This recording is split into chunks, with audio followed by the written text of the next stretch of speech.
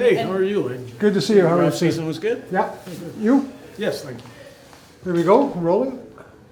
So first thing, can you give us an update on Nick Martin? Yeah, regrettably, Nick had suffered a knee injury in the mock game and scheduled for surgery right away, which will likely put him out for the rest of the season. And extremely disappointed for Nick. You know, Nick had a fantastic off season. He had a great start to his camp, and feel absolutely awful for him. But I also know that he'll attack his rehab and everything and come back even stronger. And he's still a big part of what we're doing. So we'll just wait for the surgery and take care of him and work with him on his rehab. Can you tell us what kind of a knee injury it was? Yeah, it was a patellar tendon, and patellar tendon. Looks like Keelin White was getting a lot of reps with the first team. What have you seen from him in this training camp, and if he might be able to fill in that Canadian receiver position? Well, I've seen a lot from Keelin. If you know his story from Montana, how he walked on there and essentially earned his scholarship and played in front of the guys that gave scholarships to. Not surprised, because the way he attacks the game, he's a very smart young man. He doesn't need cheat sheets, things like that. He knows more than his own position, and his physical skill set is very, very good. And so it's just more getting him in tune with the quarterbacks. But he's done a great job. He's got really violent hands, catches the ball well, and hasn't had to waggle too much, but learning his splits and everything and the spacing in the CFL game, he's done a fantastic job. Did you call it violent hands? Violent hands, yes. Yeah, that's one of the things when I used to coach receivers, that's how you want to be. When the ball's in the air, you can be violent to the ball and snatch it out of the air and tuck it away, yeah. I just want to make sure I heard you right there. For Drew Brown, last year he was coming in knowing he was most likely the number one, but it was about getting comfortable there, running the offense. What difference have you noticed about him in his second year? And what kind of a step do you want him to take this year? Well, I would say, initially more comfortable because he's been around the guys, right? He has a feel of the organization and the people around him. But the great thing about Drew is his consistency and the way he attacks the game, and none of that has changed, right? And I think he's probably a little bit more vocal in what he does now.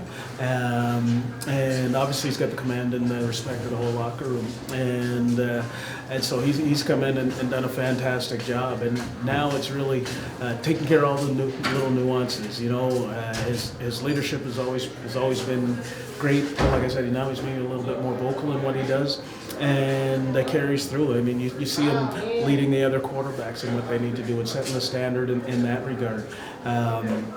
He's just done a great job. Two of the most, let's call it, available free agents this year were Geno Lewis and William Stanback, and you got both of them. How have they elevated your offense? Well, I think one of the things Sean and I always talked about was being a physical team. And when you had a back like William, that's what he's about. He brings a different dimension than maybe what we've had here, and it adds to that whole group in the front seven with the offensive line. The great thing I've seen about William and both Geno is their work ethic. They come out here every single day. I'm going to hear me harp on his consistency. They work their warm-ups, they work on their individual skills. Coach Campbell and I were just talking about it. When you ask them to jump in special teams, they're full speed ahead and they're fully invested in everything they do. And that's what great players do. And it feeds off on the guys around them, and they have the respect of the guys around them because these guys have been very successful players in this league. For Darius Picket, it was heartbreaking how his season ended, but we saw just how he really changed the defensive structure. Does he look like, obviously nobody's in mid-season form at this point, but just given that he dealt with that Achilles injury, what do you think of his level right now?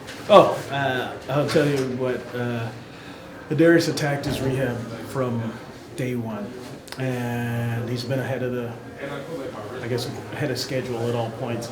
And whether it be video clips that he sent me of him working in the off season, but even though I knew he was ahead, him coming out here and actually showing it in the groups and actually on a football field has been fantastic to see.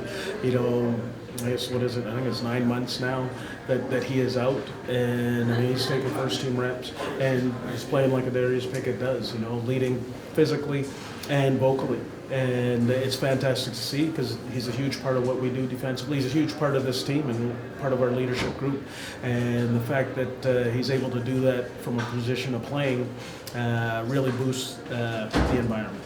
I want to ask about one of the coaches you brought back, Campbell. I know you guys are obviously tight off the field as well, but what's it like having him back in the fold and taking some of that pressure off of you for special teams? Yeah, no, it's great. Obviously, I wouldn't, me and special teams, I love them, and I wouldn't just hand them off to anybody. I obviously got a great sense of trust in Rick and what he offers as well.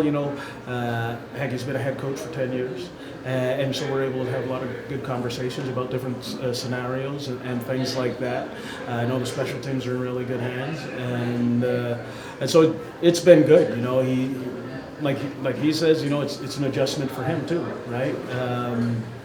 Jumping back into that role. So yeah, it's allowed us to have lots of conversations and work through all the details. I couldn't be happier.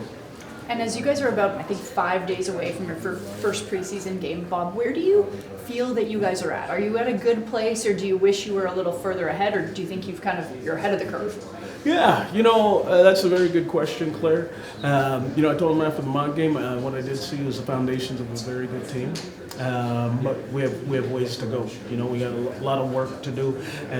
You can't really set a barometer of 7 days of practice.